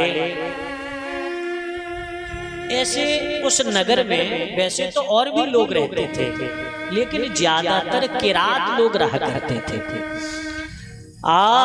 आसीत किरात नगरे ब्राह्मणो ज्ञान दुर्वला दरिद्रो रस विक्रेता वेद धर्मा परामुखः। वैसे तो और भी चारों वर्ण के लोग रहते हैं, लेकिन एक ब्राह्मण भी रहता था। आदरणीय बंधुओं, यह ब्राह्मण केवल जन्म से ब्राह्मण था। इसका कर्म कोई भी ब्राह्मणों जैसा नहीं था। कथा प्रेमी जनों, मेरी माताओं, तो ये जैसे लोगों में रहता था वैसा ही इसका आचरण था। ये कभी संध्या वंदन नहीं करता, ये कभी गायत्री जाप नहीं करता। और जो ब्राह्मण संध्या वंदन नहीं करता, गायत्री जाप नहीं करता, वह जीवित शूद्र समः, वह जीवित ही शूद्र के समान होता है। उसके अंदर ब्राह्मणों वाली कोई बात नहीं होती। तो ये जन्म से तो ब्राह्मण था, लेकिन कर्म इसका कोई ब्राह्मणों वाला नहीं था। सबसे पहली बात, यह महान झूठा है। यानी रस बेचने का तो काम करता है, दरिद्रो रस विक्रेता, दरिद्र भी है और रस बेचने का काम करता है। ब्राह्मण के 6 कर्म होते हैं। सबसे पहला अध्ययन करना, दूसरा अध्ययन कराना, तीसरा यज्ञ करना, चौथा यज्ञ कराना, पांचवा दान लेना, छठवां दान देना। ये 6 ब्राह्मण के कर्म होते हैं। लेकिन रस बेचना ये कर्म में भी निकृष्ट कर्म माना जाता है। नीच कर्म माना जाता है। तो ये जाति से तो ब्राह्मण था, लेकिन हमेशा मदिरा पान करता है, जुआ खेलता है। और वो कहते हैं ना, एक कहावत है ना, कहते हैं लोग बाग कि ऐसा कोई सगा नहीं जिसको हमने ठगा नहीं। हाँ, ऐसा इसका स्वभाव है। इसने अपने रिश्तेदार नातेदार मिलने वाले इष्ट मित्र व्यवहारी कोई नहीं छोड़े जिसके साथ इसने ठगाई नहीं करी हो। रस बेचने के लिए जाता है, महाराज बिल्कुल प्योर लेके आया हूँ, बिल्कुल शुद्ध, और चाय पानी भर के बेच रहा हूँ रंग के। हाँ, कसम तो ऐसे खाते हैं ये लोग कि जैसे भैया रे कुछ होना जाना ही नहीं है। तो ये दरिद्र रस विक्रेता दरिद्र है और रस बेचने का काम करता है। तो इस प्रकार जन्म से ब्राह्मण होने के बाद भी जीवेत शूद्र समः, जीवित ही यह शूद्रों के समान अपना जीवन व्यतीत कर रहा था, गंवा रहा था। एक बार तरकड़ई कतरागे स्नातुम यातो महिषुरा वैश्याम शोभावती दृष्ट्वा तन्नाति विह्वला। एक बार ये अपने रस बेचने के पात्र लेकर के और कहीं गया, तो एक बड़ा दिव्य सरोवर था। कोई अवसर रहा होगा, वहां सरोवर में सब लोग नहाने के लिए आए थे। उसी सरोवर में ये भी नहाने के लिए गया। बातें मत करो, बहुत देर हो गई। हाँ, सरोवर में नहाने के लिए गया। जहां जाकर बैठा देखता है कि वहां पर एक नर्तकी आती है। नर्तकी तो जानते हो क्या, नचनिया। हाँ, उसका नाम था शोभावती। उस शोभावती नाम की नचनिया को देखते ही ये श्रीमान जी तो बौरे है गए, जैसे आजकल लोग हो जाते हैं ना। हाँ जी, नचनिया यदि आ जाए ना तो भैया रे कि जो आदमी शायद अपने बूढ़े माता पिता की दवाई में पैसा भी खर्च न करता हो, वो भी जाकर के भैया रे नोट उड़ाता है।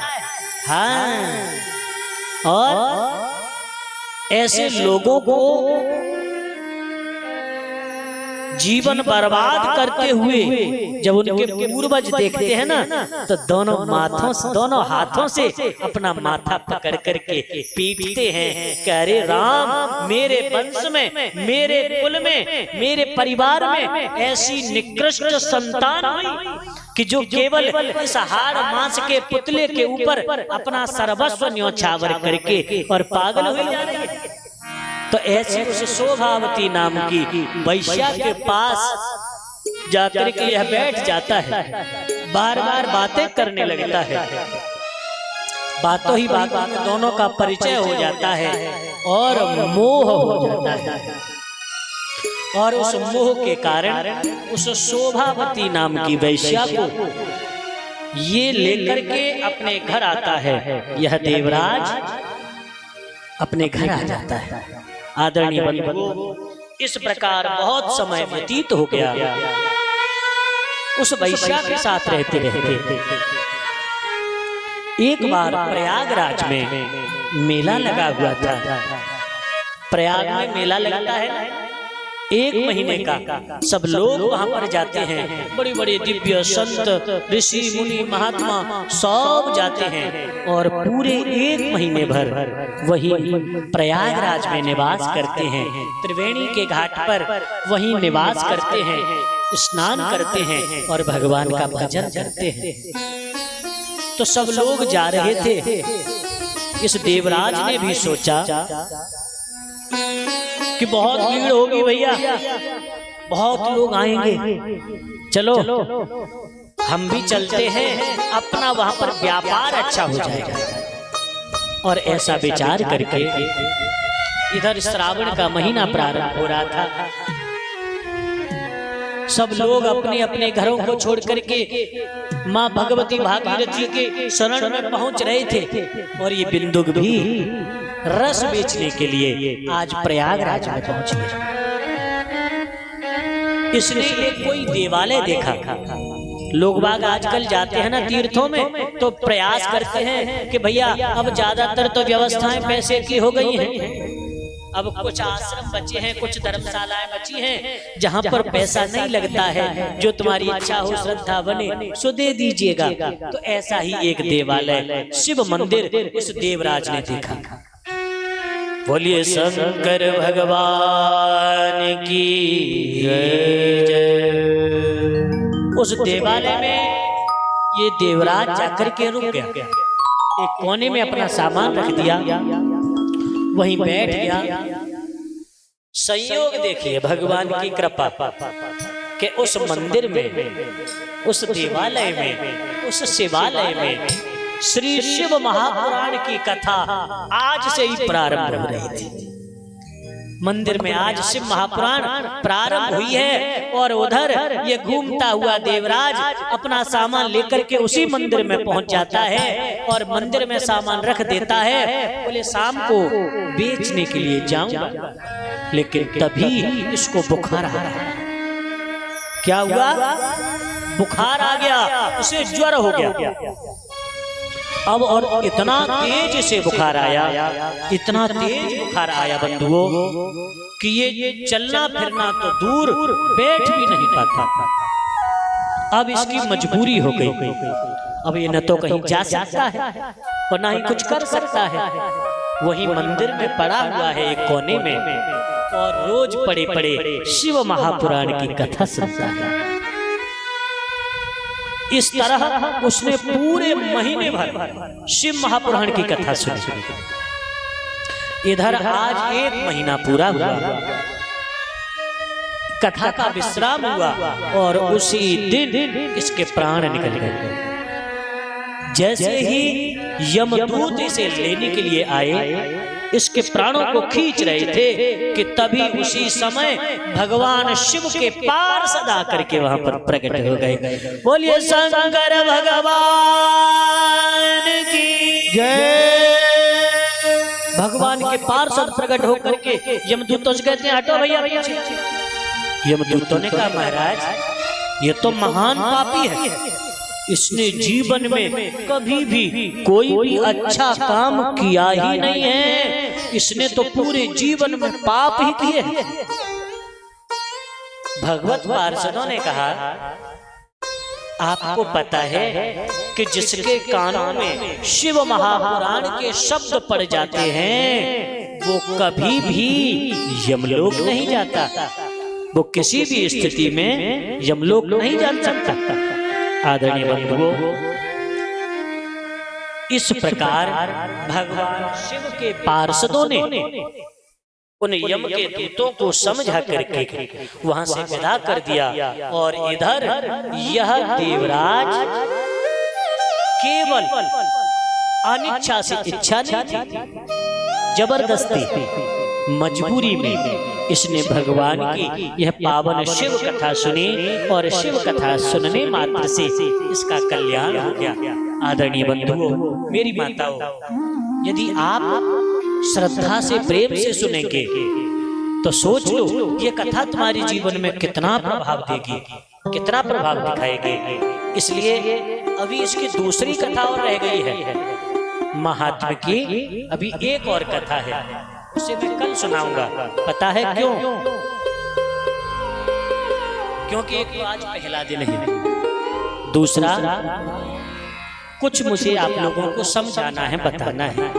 माताएं जो आगे बैठी हैं और जो लोग पीछे बैठे हैं, सब लोगों से, भैया कथा प्रेमी सज्जनों से भी कहना चाहूंगा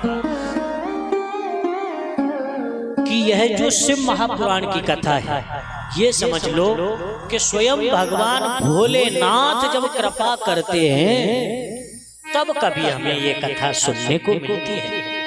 जैसा जैसा तुम इस कथा को सुनोगे वैसा समझोगे कि वास्तव में इस कथा का कितना बड़ा प्रभाव हमारे जीवन में होता है।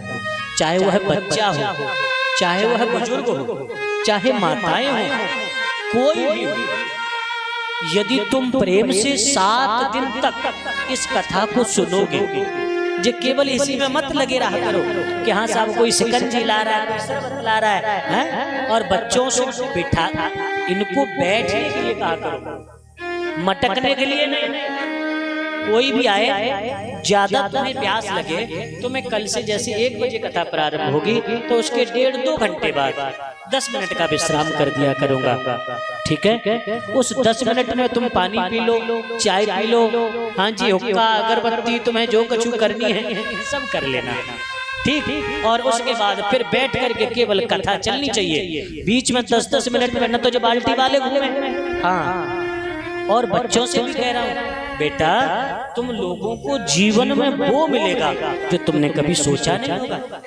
भोले बाबा जैसा कोई दयालु नहीं है, भोलेनाथ जैसा कोई दाता नहीं है। और भोलेनाथ जब देने पर आते हैं ना, हाँ जी, तो और देवता तो सोचते हैं, संकोच करते हैं, लेकिन भोलेनाथ जब देने पे आते हैं तो फिर वो सोचना छोड़ देते हैं। और पढ़ने वाले बच्चों के लिए तो सबसे जरूरी कथा है।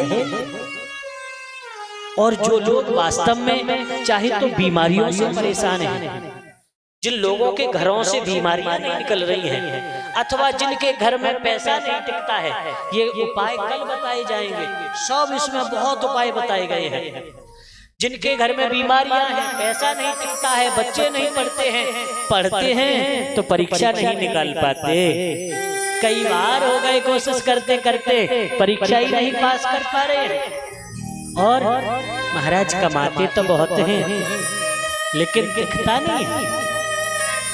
महाराज सब कुछ है, घर में किसी चीज की कमी नहीं है, बस शांति नहीं है। सब कुछ है महाराज, घर में 2 बच्चे हैं, यही मिल के नहीं रहते। यदि ये मिल के रहने लगे ना तो हम भी चैन से मर जाएं। महाराज सब कुछ है, कोई कमी नहीं है, बस परिवार के लोगों में अच्छे संस्कार बन जाएं, अच्छे आचरण और अच्छे विचार इनके हो जाएं। बस यदि ऐसा सब कुछ तुम चाहते हो तो कल समय से 12:30 बजे आप लोग यहाँ पर आ जाइए। ठीक 1 बजे कथा प्रारंभ हो जाएगी। और इस कथा को समझना है। मैंने पूर्व में ही बताया था कि ये ज्ञान की चर्चा है और पहले से हमने सुनी भी नहीं है, तो थोड़ा सा प्रयास करना पड़ेगा हम लोगों को। लेकिन एक बार तुमने डोर लगा ली, एक बार तुमने मन लगा लिया, तो फिर तुम्हारा यह मन इस कथा के लिए बावला हो जाएगा। तुम्हारे घर में, तुम्हारे परिवार में सुख शांति बढ़ेगी। भगवान भोलेनाथ की कृपा, आशीर्वाद तुम्हें मिलेगा। इसलिए आप सब लोग कथा सुनने समय से आइए। आप भी आइए, अपने सब लोगों को लेकर के आइए। और जितने भी हमारे शिष्य हैं इस गांव में, पता है ना, तो सबको, भैया मुझे तो नाम भी पता नहीं है और मैं तो शकल भी बहुत जल्दी भूल जाता हूँ, तो मुझे अब आधे ही याद होंगे। तो भैया जो बच्चे हैं जिन्हें याद हो कि हमारे गुरुजी आए हैं हमारे गांव में, क्योंकि हम ठहरे बड़े आदमी, हमें फुर्सत कभी होती नहीं, तो हमें तो 15 साल हो गए भाई, कभी गुरुद्वारे भी नहीं गए, कभी आश्रम पे भी नहीं पहुंचे, गुरु पूनम पे भी नहीं पहुंचे। जो मासा वगैरह कुछ गाड़ी बाड़ी करके यदि घेर बटोर के ले जाएं तो चले भी जाएं, नहीं तो भैया जैसे आ रहा है। तो ऐसे हमारे चेला जी हैं, तो भैया अब जैसे भी हैं है तो हमारे ही, इसलिए आप कृपा करके अपने ऊपर नहीं, हमारे ऊपर कृपा करके कथा सुनने जरूर पधारें। कथा सुनने तुम आ जाओगे तो यही मेरे लिए सब कुछ होगा। यदि तुम प्रेम से इस कथा को सुनोगे और यदि थोड़ा सा भी समझ पाए तो बाकी तो भोलेनाथ फिर सब समझा देंगे, सब समझा देंगे। बोलिए वृंदावन बिहारी लाल की, करुणामयी सरकार की, श्री राधा सर्वेश्वर भगवान की। शंकर भगवान की जय। हर हर हर महादेव।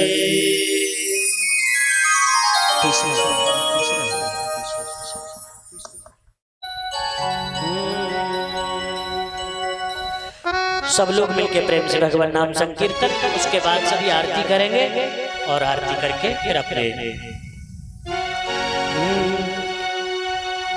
हो शिव भोले भंडारी भजो रे मन त्रिपुरारी। शिव भोले भंडारी भजो रे मन त्रिपुरारी।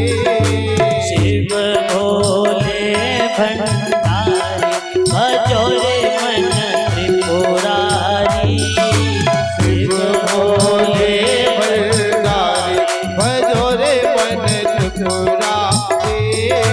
त्रिपुरारी त्रिपुरारी त्रिपुरारी हाँ त्रिपुरारी।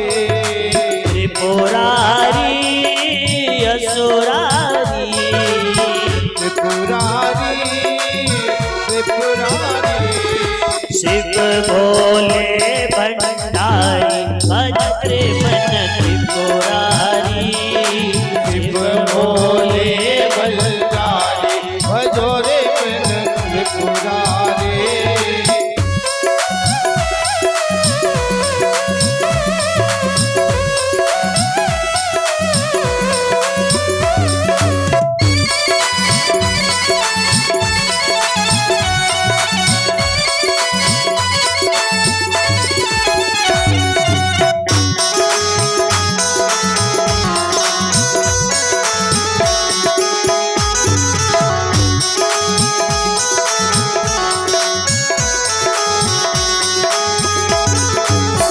डमरू वाले देव निराले।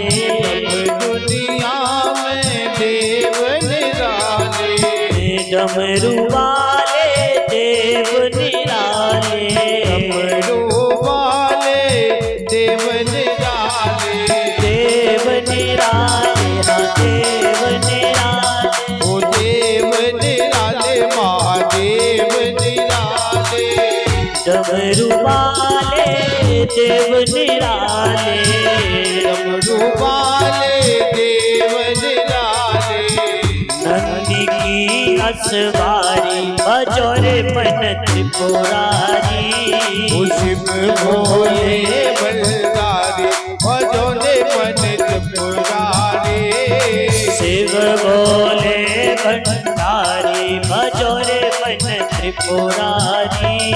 शिव भोले भंडारी भजो रे मन त्रिपुरारी।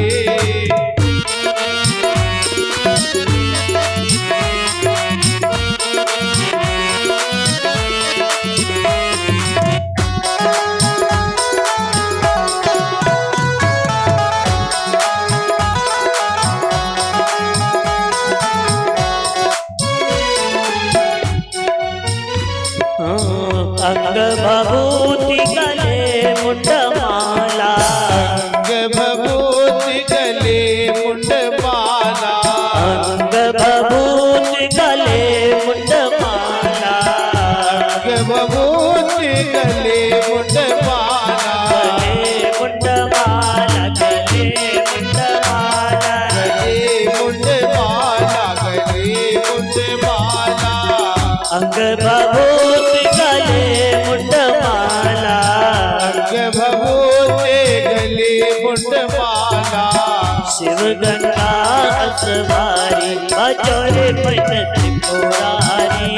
ओ शिव भोले भंडारी भजो रे मन त्रिपुरारी। शिव भोले भंडारी भजो रे मन त्रिपुरारी। शिव भोले भंडारी भजो रे मन त्रिपुरारी।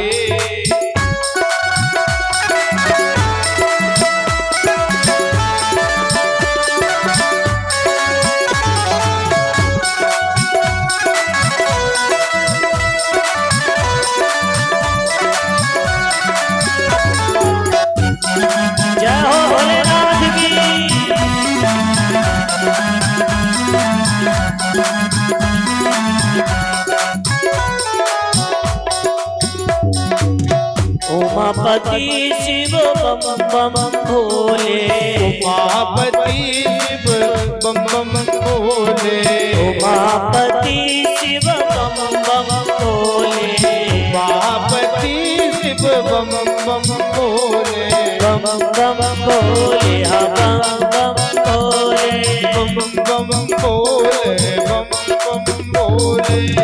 उमापति शिव बम बम भोले, उमापति शिव बम बम भोले, द्वार दया का जब ये खोले, भरोना जब ये खोले, द्वार दया का जब ये खोले, आने गया जब ये खोले, कटती विपदा सारी बजोरे मन त्रिपुरारी, शिव भोले बलदारी भजोरे मन त्रिपुरारी, शिव भोले भंडारी बजोरे मन त्रिपुरारी, शिव भोले बलदारी भजोरे मन त्रिपुरारी, त्रिपुरारी त्रिपुरारी, त्रिपुरारी बाबा त्रिपुरारी,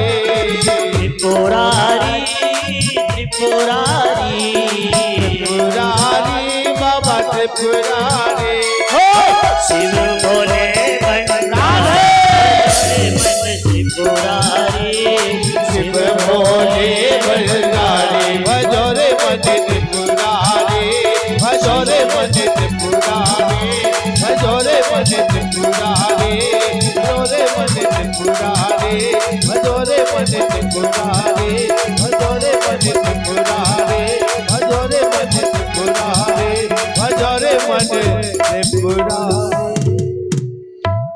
शिव भोले भंडारी बजोरे मन त्रिपुरारी, शिव भोले भंडारी बजोरे मन त्रिपुरारी, शिव भोले भंडारी बजोरे मन त्रिपुरारी।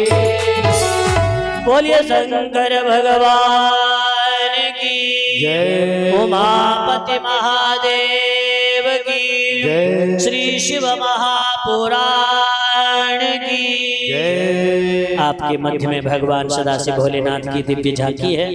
सभी लोग दर्शन करें, आरती करें।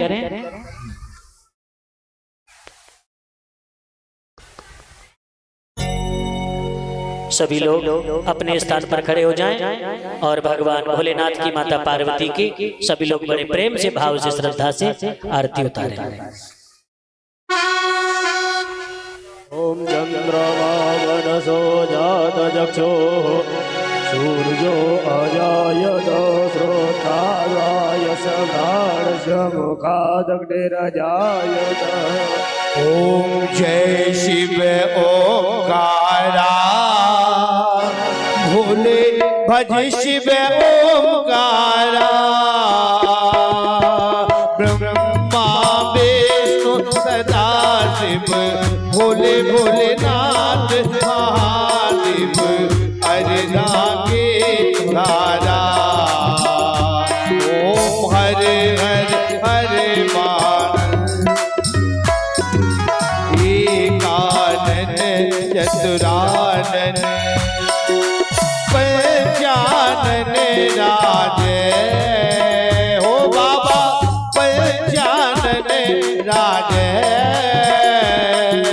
हंसासन गरुड़ासन, हंसासन गरुड़ासन, वृषवाहन राजे। ओम हरे हरे हरे महादेव। ओ भुज चार चतुर्भुज, दस भुज अति तो है। ओ भोले दस भुज अति सो है। तीनों रूप निरखता बम भोले जी का रूप निरखता, त्रिभुवन जन्मो है। ओम हरे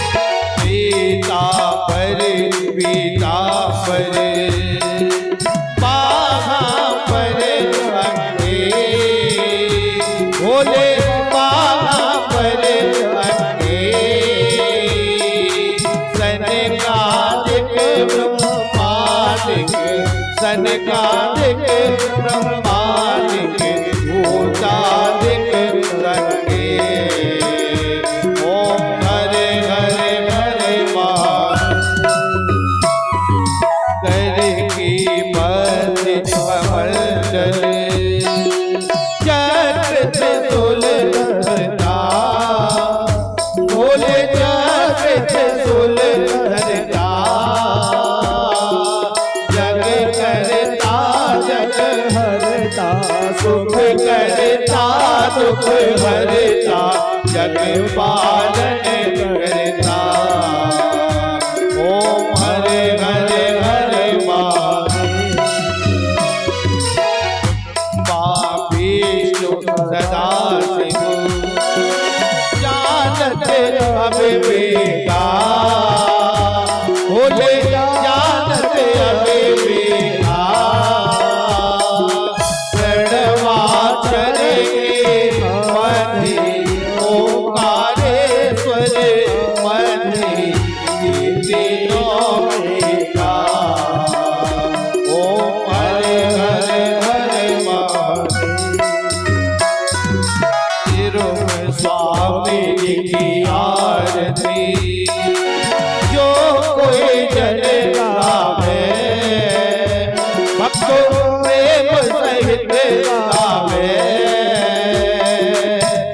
कहते शिवानंद स्वामी मन भजत हरे हर स्वामी मन वांछित फल पावे। ओम हरे हरे हरे महादेव। जय शिव ओंकारा भोले भोले शिव ओंकारा। ब्रह्मा विष्णु सदा शिव भोले भोले नाथ महादेव। हरे राधे राधा। ओम हरे हरे हरे महादेव। ओम दले राधे दले गणम पुष्पहि देवावे मंत्रम हस्ताभ्याम